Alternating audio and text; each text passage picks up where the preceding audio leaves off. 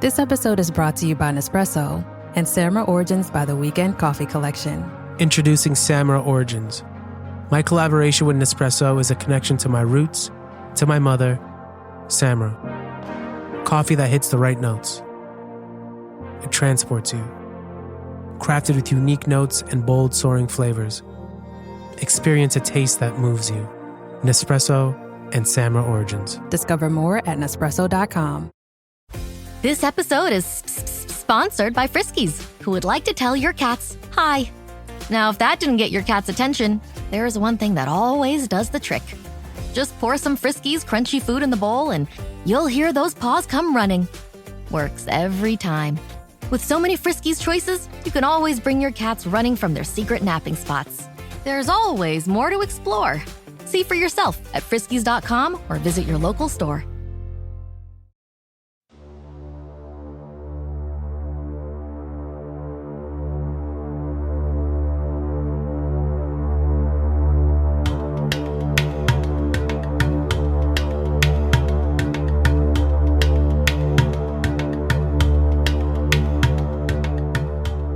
Hello everyone, this is Fortune's Wheel and I'm your host Jonathan, and today we are continuing our first Patreon series called Poland Finds Its Place.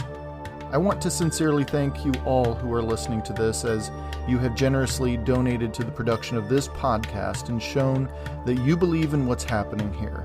There are no words for my appreciation, so I'll simply offer another heartfelt thank you. So, back to our first members-only series. This is episode 5, entitled, But It's Not Too Heavy. I hope you enjoy the show.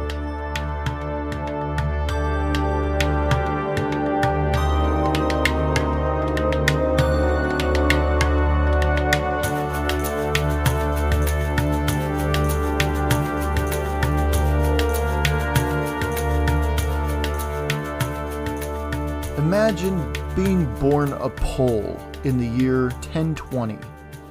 You would have grown up in a beautiful landscape. I mean, rolling plains, wide open skies, rivers and streams galore, and most likely been a member of a farming family. You would have woken up every day, joined either mom or dad in their morning chores. It could have been hunting, later on fishing, tending the fields, repairing or expanding your home. This was your day. Food wasn't exactly scarce, but you certainly didn't benefit from a local marketplace in which you jumped in the car and spent the 10 minutes there and back. Meanwhile, back home, your washer and dryer spun the clothes clean and your pesticides kept the insects and vermin on the outsides of your abode. I mean, all things considered, things still weren't too bad. You grew up hearing about the exploits of your grandfather, marching alongside Mieszko back in 980 or even the 990s, though years probably held little, if any, significance. You counted your days by the sunrises and your years by your wrinkles. Numbers were for the clergy. And in between fantastical stories of your grandfather helping to pull the Poles together and then taking on the great Western Empire, stories of your dad and your uncles helping to strengthen the borderlands of this new Polish state, riding alongside the great Boleslav I. Maybe your father probably witnessed Boleslav I in the flesh, maybe from a distance, and with a crown on his head. You were too young to remember the moment news traveled that just a year or two earlier Boleslav declared himself king of a new kingdom of Poland, whatever that was, and that you are now, thanks to your father, grandfather, uncles, and really all the rest of them, a subject of a new kingdom, no longer subservient to a distant emperor. No, you were Polish, and you were damn proud to be Polish, and that pride will never diminish. You would go on to live through the tumultuous years following King Boleslav I.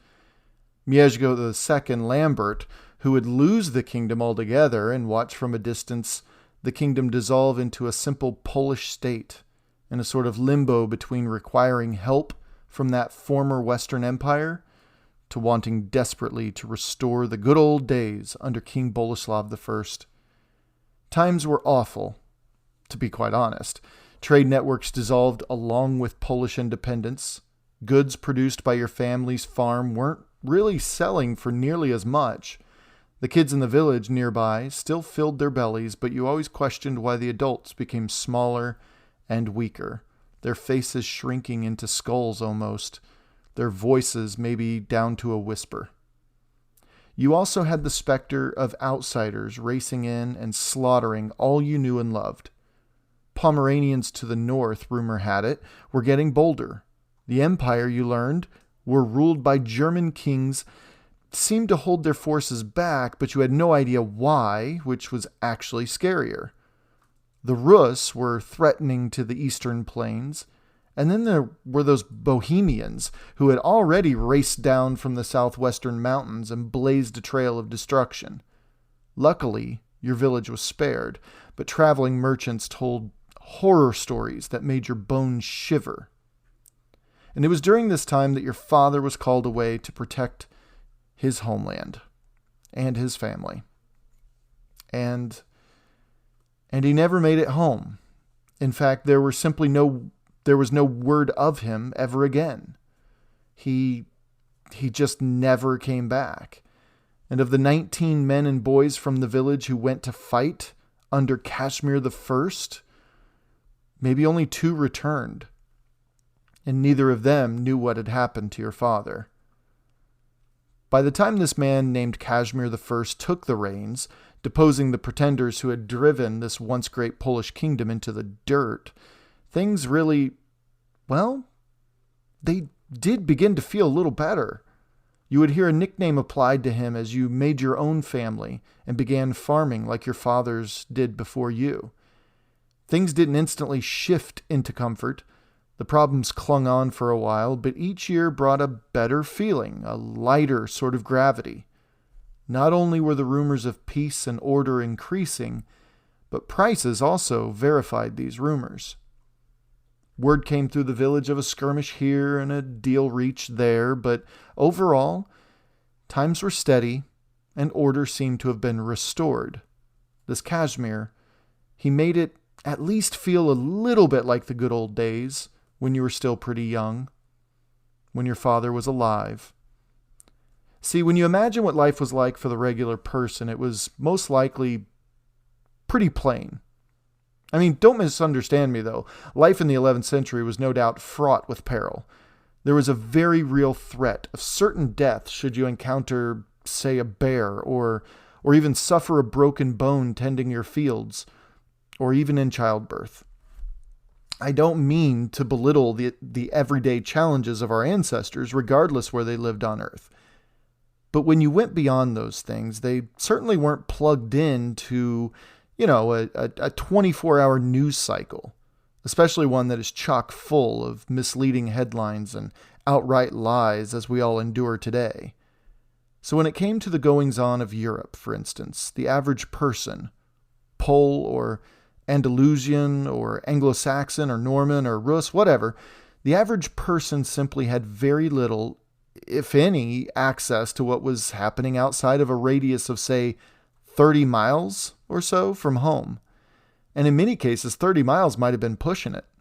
It could have been filled to the brim with news that flew through town as fast as the peddlers did, but there are 2 things about that are crucial. This news was more than likely mere rumors, and these rumors were always outdated by the time they reached your ears. You probably had no clue who the emperor was out west. You most likely had no clue whatsoever that the Rus were currently experiencing a golden age just a few hundred miles to the east. You experienced life as far as the horizon was, and that life was difficult, impossible for us today to wrap our heads around. Okay, so why did I bring this up? Why did I go through all that? Why point out, how miserable your life could have been had you lived in the 11th century? Why point out how little you would have known? And am I playing some sort of sadistic game here, like 21st century guy bullying 11th century guy, that sort of thing? Well, no, but perspective is essential, and reminding ourselves of this from time to time is pretty beneficial. I mean, even reflecting on 100 years ago boggles the mind, you know? I don't know. Maybe it's just me, but I don't think that it is. And it's so easy to fall into the trap, and it is a trap, that since we, with the privilege of 1,000 years in the future, are able to connect the dots of the time through lightning fast access and the comfort of our homes, well, the trap is that it's easy to assume that everyone living 1,000 years ago also had such access to knowledge, to the news, to whatever. But for someone living through the reign of either one of the 11th century Boleslavs, there is an incredibly high probability that what was occurring around you was quite low on the radar of your everyday existence. Knowing that Boleslav II was born in the year 1042, did this make it into a village Sunday edition? Now, the deaths of heads of state did tend to spread across the populace quite quickly, all things considered, because what followed the death of one leader was, more than likely an intensely felt uncertainty across the people. However, details like Casimir, who died in 1058, being buried in Poznan specifically, were these worthy of the energy at Mass to build into the sermon? Well, most likely no. But the elevation of Casimir's son, Boleslav II, to the title of Duke of Poland that same year, 1058, didn't help tend the fields in the spring either, repair winter damage on the house, take down big game in the days prior to guns, mind you, or even pull in the harvest late in the year when the wind shifted and brought memories of ice and darkness with it, and time for gathering was quickly coming to a close for several months. If I haven't kicked this poor dead horse enough, suffice it to say that the lives of medieval leaders, though on the front lines of their people's histories, were very much in the background of the everyday man or woman's mind. There's certainly something to admire in that, I guess, but that also comes with a cost. The goings-on at the tops of regional politics could be simmering for a long time before the regular Joe or Jane knows about it. But with that comes, by the time that the regular Joe or Jane knows about that trouble, the enemies could very well be thundering over a nearby hill, seeing red. And in the middle of Casimir's reign, around the year 1050, as Adam Zamoyski says in his book The Polish Way, was when, quote, the Germans began to feel a strong urge to expand, end quote. Now he continues later with, quote, they backed it up with the theory that they were bringing civilization to heathens and savages, end quote. Wow, that brings back memories throughout all of history, doesn't it? But did the Poles, a Slavic group who had just over a century earlier began to coalesce into a far more cohesive community, and even just 25 years earlier declared themselves not only a duchy within the German kingdom, but a fully realized kingdom in their own right, did these people really consider themselves heathens and savages? Well, I sincerely doubt it. Then again, to be fair, no one looks upon themselves in such light, even the heathens and the savages of the world. But the winds of change were certainly in the air in 1050s Germany, and it also calls into question the German outlook on their neighbors. Now, Zamoyski, this guy's an American-born Englishman, with dual Polish and British citizenship. This guy was born, raised, and educated during the Cold War and in the wake of the atrocities of Nazi Germany. So what he says next should be seen through that lens, but even if it's a hard truth, I still believe there's a nugget of truth in it. When he writes, quote, Germans struck a crusading note which sounded down the ages, echoed by Frederick the Great, Bismarck, and the leaders of the Third Reich, end quote. However, what he says next is what I'm really getting at. He says, quote, but the underlying conflict was over the question of Poland's position in the Christian world, end quote.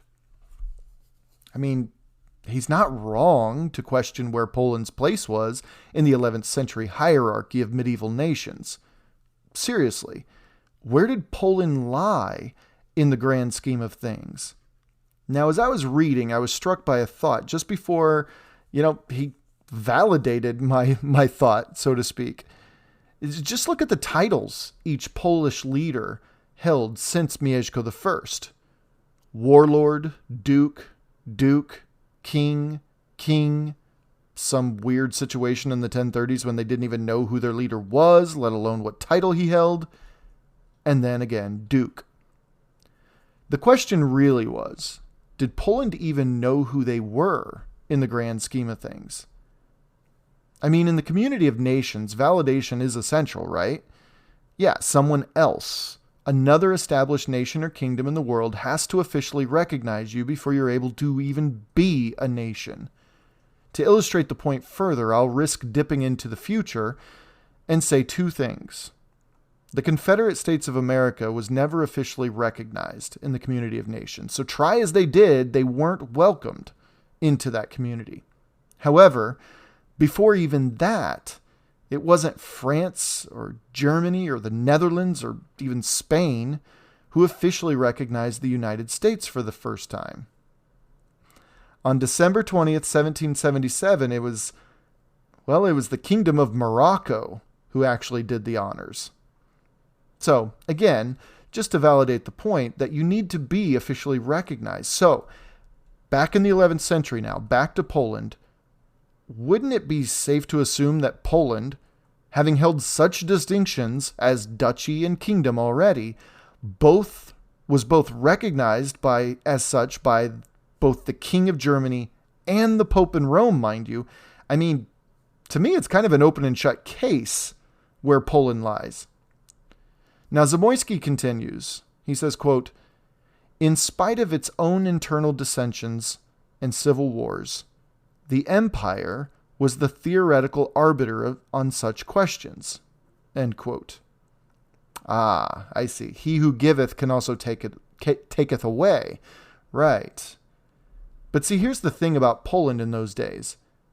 They just endured over 50 years, more or less, of German overlordship. And look where it got them. Though Poland was experiencing, at long last, a prosperous period under Duke Casimir I, it was more the Casimir part than the Duke part that made it prosperous. Meaning, Casimir I was the driving force of Poland regaining its sense of self in the mid-11th century. Not really Germany's, though I'm sure the military protection of Germany wasn't, a moot point. Now, if you remember, Casimir wasn't some peacenik or whatever. He led military incursions to reclaim lost territory and secure his borders. Those are just the facts. One example was his move into Silesia in 1050, which might have been what jolted Germany to wake up and re-notice their power to the east. This episode is brought to you by LifeLock. When you visit the doctor, you probably hand over your insurance, your ID, and contact details. It's just one of the many places that has your personal info.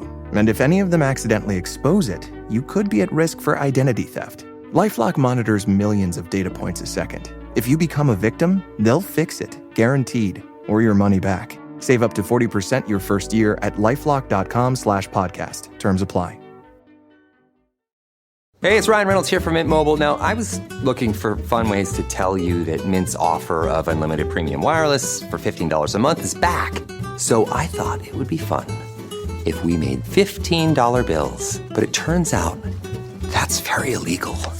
So there goes my big idea for the commercial. Give it a try at mintmobile.com/switch. Upfront payment of $45 for 3-month plan, equivalent to $15 per month required. New customer offer for first 3 months only. Speed slow after 35 gigabytes if network's busy. Taxes and fees extra. See mintmobile.com.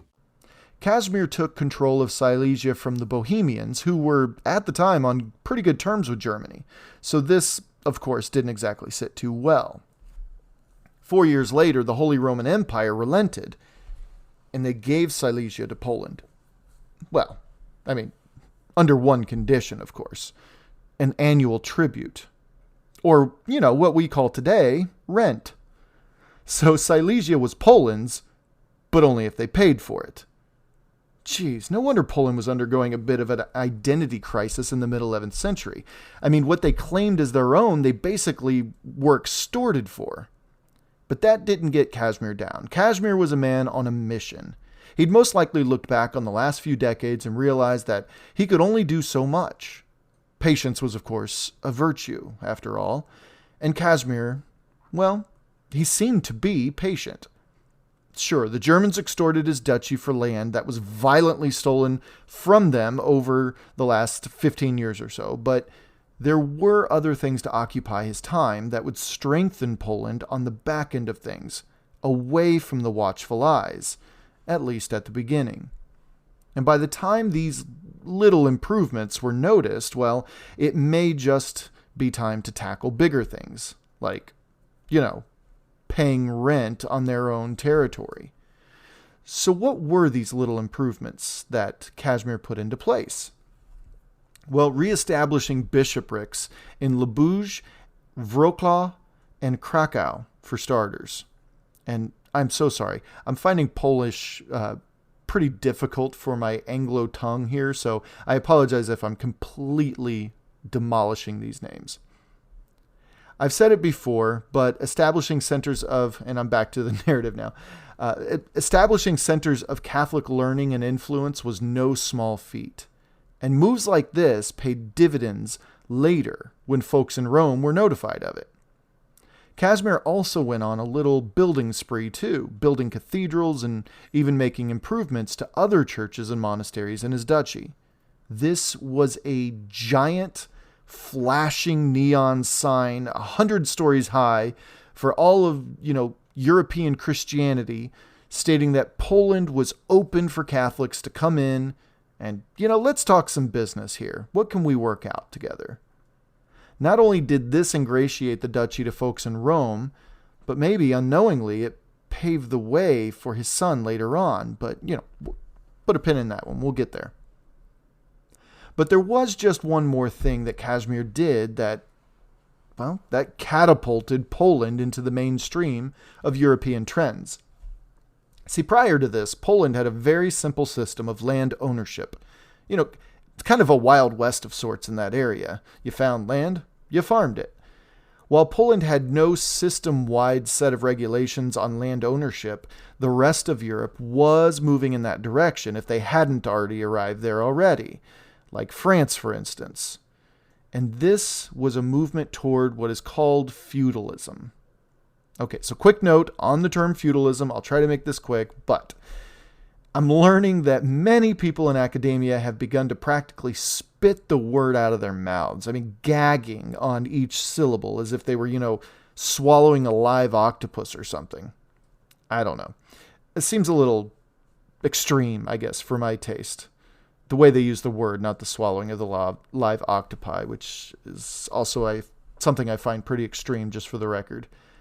But a lot of academics are really finding the term revolting these days. I haven't fully uncovered why, to be honest. I mean, I kind of know, but I know that it wasn't even used during the time it was actually in place, the word. But that doesn't deter me necessarily. Some people say the word was formed as early as the 1500s, while others say it was first used as late as the 1700s. I don't know. Such details are silly to quibble over, in my opinion, though I do understand the sentiment. Precision in our words is key to being a fully developed thinker. So, okay. Feudalism, the word, doesn't quite work. Well, until someone comes up with another term for it that is universally accepted and has a historical and a philosophical backing, I'm going to continue to use it. So, feudalism, feudalism, feudalism. There we go. But again, it wasn't solely land ownership. Feudalism encompassed far more than that.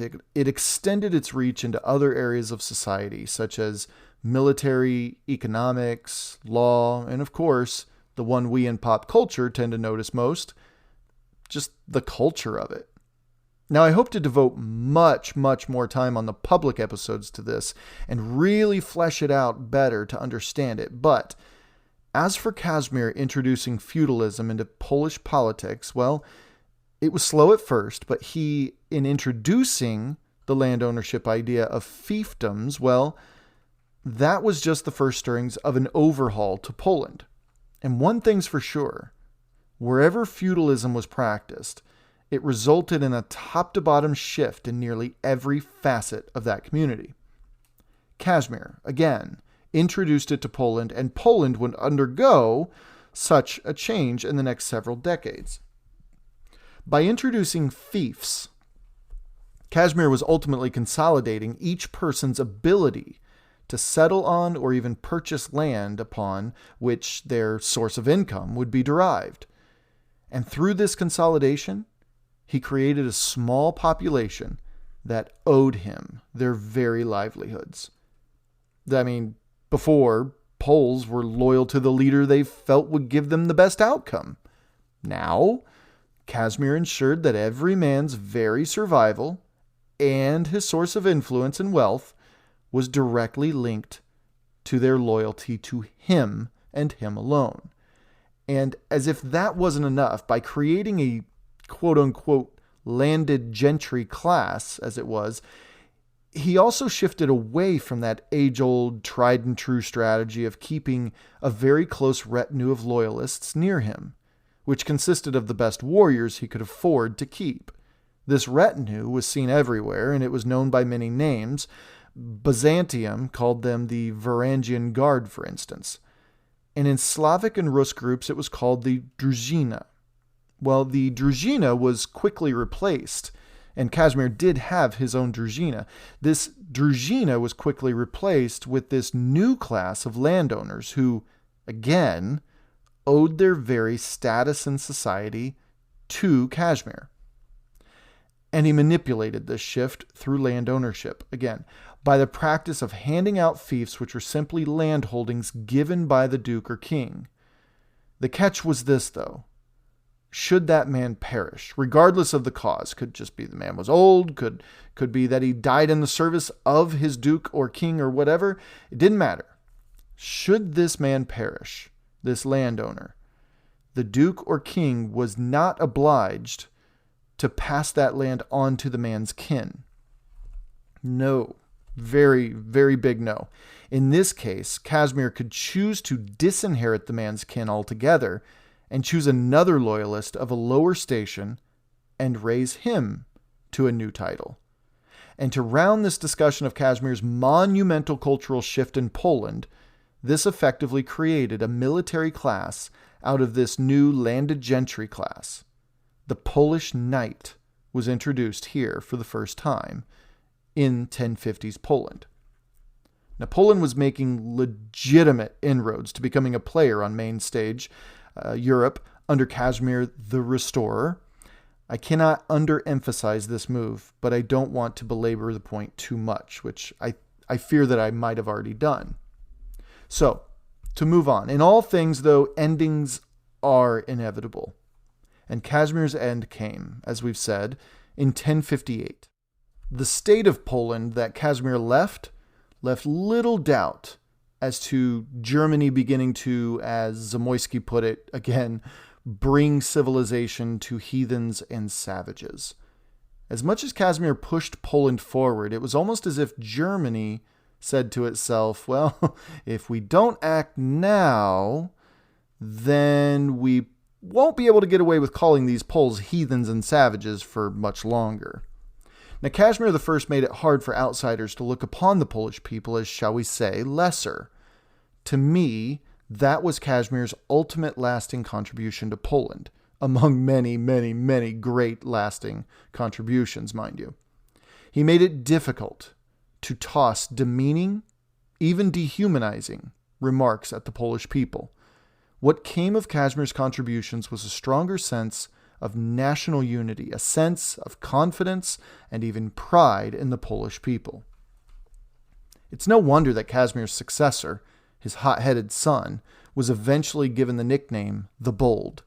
It was almost as if this man was not only the natural successor to someone called the Restorer, but that he was also showing the new pride Poles probably felt or were still developing.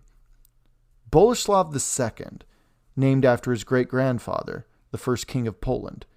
Well, it was quite a namesake, that's for sure.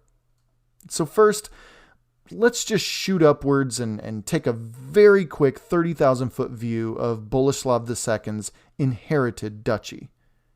Pomerania in the north was still a bit of a wild card, but the important port city, of Gdansk was firmly within Polish control, which opened up the very, very lucrative trade crisscrossing the Baltic Sea and emptying into the North Sea and on and on. The wetlands of eastern Poland, called Mazovia, was a pillar of Polish territory still. Wielkopolska was also called Greater Poland, was its northwestern region, which had the highly influential cities we've already mentioned a few times of Poznan and Gniezno, the original capital. There was Silesia, of course, in the west-southwest of the duchy, bordering the fairly unfriendly Bohemians. And finally, there was Malopolska, also called Lesser Poland, with its current Polish capital city of Krakow, which, if you can picture Poland in quadrants, Malopolska took up pretty much the entire lower right of it. Boleslav II's Poland was very similar to modern-day Poland in terms of its borders, which is rather impressive on the part of Casimir I, considering he took the reins of a Poland that was actively crumbling and disappearing, at least as its own polity. Boleslav II wasn't an only child, to talk a little bit about him on a personal level. It's worth mentioning because that usually causes problems, right? I mean, Casimir could have really screwed the pooch and just divided his duchy up amongst his sons and threw the whole Polish prosperity thing completely out the window. Looking at you, Ferdinand I. No, he didn't do that. Lucky for the Polish, actually. He gave his stable duchy to his eldest son, Boleslav II, who then turned around and elevated his little brothers, Mieszko and Vladislav Herman, to regional leaders with wealth and influence. Enough to keep them loyal while also keeping them in check. Boleslav II, smart guy. Almost immediately, though, Boleslav II began hearing demands from his countrymen in Wielkopolska, or Lesser Poland, that region in the northwest bordering Polish Pomerania on its north, Kingdom of Germany on its west, and Silesia on its south. I mean, I get it. I can understand the pressure that folks in Wielkopolska might have been feeling, but think about it from Boleslav's point of view. I mean, Boleslav was just over 200 miles from Poznan, but Poznan was about that same distance from Prague, the center of hostile Bohemia. Those of you who really know your geography might be thinking, wait a minute, isn't Krakow about the same distance from Prague that Poznan was from Prague? Yes, but there's just one more thing to consider. Marriage. Yeah, you heard me right. Marriage. See, Boleslav II was married not to a Bohemian princess. That would have dampened the hostility Prague had toward their northwestern neighbors. No, Boleslav II was actually drawn in a completely different direction than Prague. This Duke of Poland was actually married to Wisława of Kiev. That's right. Poland was pointing not to a Western European inclination, but rather to an Eastern one, through marriage. And we've seen this time and time again, how incredibly important marriage alliances were during this time period. Now, knowing Boleslav's inclination, that is, tending toward the Rus goings-on at the time, we can introduce now what was really at play here. See, this whole Bohemian problem, I suppose we could call it, it wasn't a light one. Bohemians had, if you remember, just 20 or so years earlier, well within the lifespan of most Poles alive in the 1050s, probably the same lifespan as the man at the top of the show, or woman that we were talking about. See, Bohemia not only blazed a bloody trail from Prague to Gniezno, but they had the audacity to steal some holy relics by a beloved bishop in Poland's young history. But it didn't stop there. No, we can't forget that little episode when they seized a fleeing Polish king in the 1030s and squeezed his private bits until they were no more, a metaphor for their intentions as grand and terrifying than the literal act itself. The 11th century marks a very real, shall we say, centuries-long side-eye that Poles have had toward their Bohemian, now Czech, neighbors. one could argue lasting until the present. And what Duke Boleslav II had to contend with was a growing power emanating from Prague lately. Bohemia's current duke, a man by the name of Vratislaus II, had been duke since 1061, assuming the title at a, mature for his age, 29 years. But Vratislaus II of Bohemia had some goals he was determined to achieve. He wasn't happy just sitting idly by. His notions of expansion only dipped into neighboring Poland insofar as Silesia was concerned, unless, of course, the opportunity presented itself for more. Having witnessed from afar the successful reign of Casimir I, though, Silesia might be his only Polish machinations for expansion. However, Poland wasn't Vratislaus's only dream of expansion for Bohemia. Vratislaus II also looked toward a couple German regions as well, but we'll have to wait and see what comes of those throughout his reign on future episodes. Also, it's worth mentioning, just because we know how important marriage was at the time politically, Vratislaus II wasn't really all that lucky in the department of love. His first wife tragically died in childbirth in the early to mid-1050s, but he received quite a coveted gift when he was given the hand of Adelaide, the daughter of King Andrew I of Hungary. But not only did Andrew die in 1060, thus stripping a bit of that prestige out of the marriage, but Adelaide also died just a year later. So by the year 1061, Vratislaus's great start had kind of fizzled a bit. But I want to put a pin in that part of the story until the next episode, because as Duke Boleslaus II of Poland was looking east, and Duke Vratislaus II of Bohemia was, searching to re-legitimize himself on the continental stage while looming menacingly on Silesian hearts and minds, there was also Germany. For Poland, I say with absolutely zero humor, for Poland, there just always seemed to be Germany. And Boleslav's people in Wielkopolska, that region again bordering Silesia, Germany, and Pomerania, kind of, in the beating heart of Poland, to be quite honest. Well, they were calling upon their duke, a duke who had taken his father's introduction of fiefdoms and ran with it, and they were becoming more and more vocal about the necessity for him to once and for all settle some of the border disputes and to establish a level of comfort that would allow for, commerce to feel good enough to ramp up a bit again. Everyone benefits from that. So being jammed right smack in the middle of continental politics made things a little more difficult for their comfort.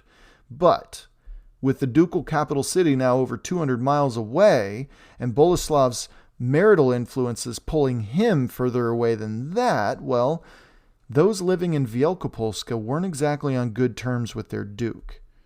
And then, as if Bohemia and Germany weren't enough, Hungary was standing tall during the 1050s and 1060s. Remember, Poland-Bohemia didn't get along.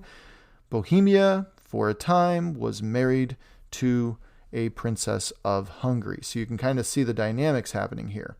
Now we're going to end this episode with a quote from Zamoyski about this time period. And this quote, I hope, will serve to adequately set up our next chapter in Poland's 11th century. Krakow was likely to be more affected by what happened in Kiev than what was going on in Pomerania. Both Casimir, who was married to the sister of the Prince of Kiev, and his son, Boleslaus II the Bold, who was also married into a member of that royal house, had turned their eyes to the east. At the same time, Hungary was emerging as an important factor in Polish affairs. A rich, attractive land with a population sympathetic to Polish attitudes, it was an obvious ally against Bohemia and the empire. Wars in the West against the Germans were costly and destructive, and Polish kings learned to eschew them in favor of diplomatic maneuvers based on the Poland-Hungary-Rome axis, which at this moment extended all the way to Spain in a great web of anti-empire papal policy. One of the fringe benefits of this alliance was that the Pope granted Boleslav a royal crown, with which the latter crowned himself in great ceremony in the year 1076. End quote. Yeah, Boleslav II took a royal crown from the Pope, so...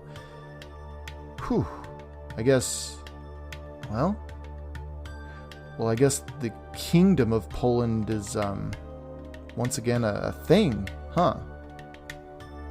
Thank you for listening. Until next time.